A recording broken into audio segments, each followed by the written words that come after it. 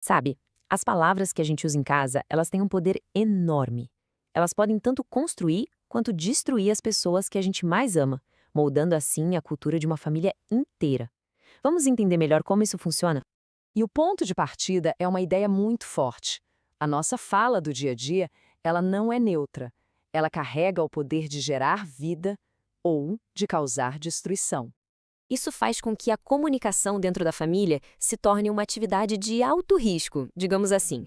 Cada palavra que a gente diz funciona como se fosse uma ferramenta que pode ser usada tanto para construir quanto para demolir. É que as palavras não são só sons que se perdem no ar, sabe? Elas são como entregas, que podem vir carregadas de honra ou de desonra. E isso acaba moldando a realidade de quem escuta. Dentro da dinâmica de uma família, existem duas forças opostas que estão sempre em ação.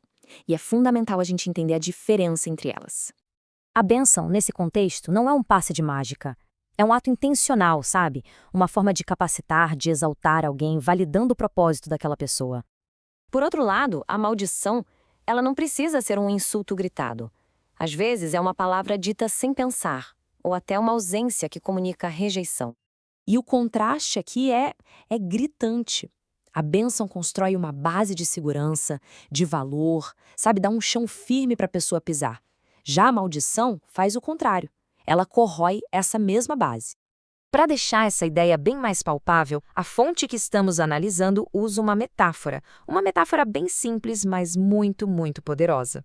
O experimento começa com duas coisas iguais, duas plantas idênticas, cada uma em seu vaso, representando o potencial que existe dentro de qualquer pessoa. Essa primeira planta recebe todo dia uma dose de bênção, palavras que afirmam o seu potencial, que declaram vida no futuro dela. A segunda planta, coitada, recebe o exato oposto. Palavras de maldição que só prevêem o fracasso, a decadência. O resultado é até previsível, mas não deixa de ser profundo. Uma planta floresce, fica robusta e forte, como se fosse alimentada por fertilizante. A outra morre, murcha, seca, como se fosse envenenada por ácido.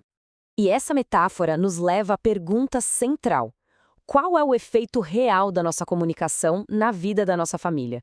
As palavras estão nutrindo ou estão envenenando? Agora, vamos sair um pouco do campo abstrato e olhar para uma história real que mostra o custo devastador que uma maldição pode ter na vida de alguém. A história toda começa em um aniversário de 12 anos. Pensa bem, é um momento super importante, bem na transição entre a infância e a adolescência. Esse menino se aproximou do pai. Ele não estava atrás de um presente, não. Ele queria uma palavra de afirmação, do tipo que ele tinha acabado de receber da mãe. O coração dele estava aberto.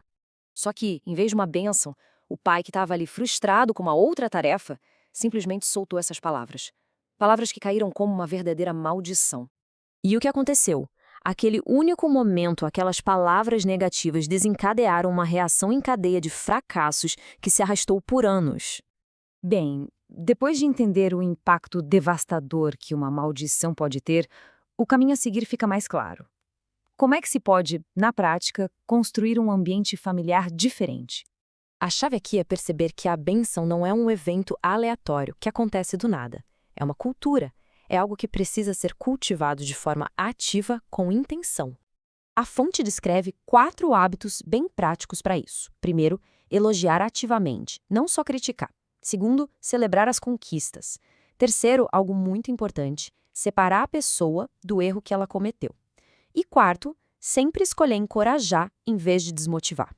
E olha só, a bênção não se limita só a palavras, ela também se manifesta em ações. Estar presente nos momentos importantes da vida de alguém, isso comunica honra, pertencimento, de um jeito que, às vezes, as palavras sozinhas não conseguem.